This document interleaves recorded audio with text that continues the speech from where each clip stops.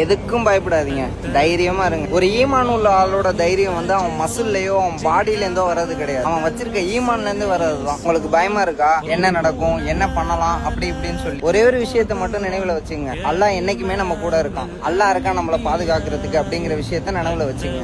எங்கேயாவது ஒரு இடத்துக்கு புறப்படும் போது நம்ம என்ன சொல்லி வெளியேறோம், பிஸ்மில்லா தவக்கல் தல்லா அப்படின்னு சொல்லி வெளியேறோம்ல. அதாவது அல்லாவை நம்பி நான் வெளியேறுகிறேன் அப்படின்னு சொல்லி ஒரு நம்பிக்கையிலே தானே வெளியேறோம். அந்த மாதிரி எல்லா விஷயத்துக்கும் அல்லாஹ்வை நம்பி செய்யுங்க, அல்லாஹ் கூட இருக்கான்னு நம்பி செய்யுங்க. கடமையை செய்யணும், உண்மையா பேசணும், நியாயமா நடக்கணும். இப்படி இருந்தா யாருக்கும் பயப்பட தேவையில்லை, அல்லாஹ் ஒருவனை தவிர. அல்லாஹ் ஒருவனுக்கு மட்டும் பயந்தா போதும், வேற யாருக்கும் பயப்படணுங்கிற அவசியம் கிடையாது.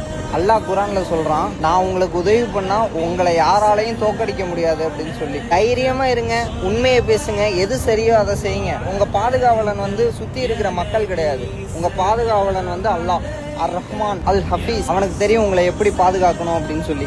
அதனால எதையும் கண்டு வாழ்க்கையில பயப்படாதீங்க, அல்லாஹ் எனக்கு போதுமானவன்னு நம்புங்க, அவன் நம்மளை பாதுகாப்பான் இன்ஷா அல்லாஹ். அதனால வாழ்க்கையில தைரியமா நம்பிக்கையோட முன்னேறுங்க. அல்லாஹ் தான் நம்மளுக்கு சிறந்த பாதுகாவலன், அல்லாஹ் நம்மளுக்கு அந்த பாதுகாப்பு அளிப்பான். அல்லாஹ்ட்ட துஆ செய்யுங்க இன்ஷா அல்லாஹ்.